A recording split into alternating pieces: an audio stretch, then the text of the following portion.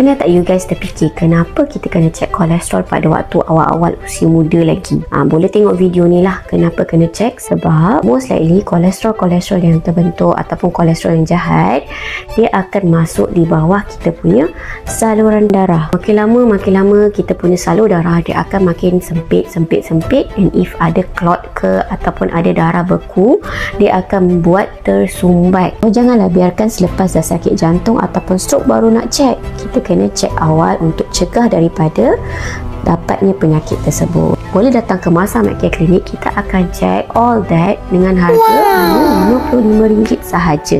Yang termasuk dalam RM55 itu adalah darah biasa, darah hati, kolesterol dan juga buah pinggang, darah gula dan juga kencing manis HbA1c, dan juga ujian tes kencing. Kalau boleh beli makanan viral setiap minggu, kenapa tak boleh nak cek darah untuk RM55 sahaja kan? They ask you how you are, you just have to say that you're fine when you're not really fine. Apa-apa boleh kontak kami di Masa Medcare Clinic untuk maklumat yang selanjutnya. Bye. Bye-bye.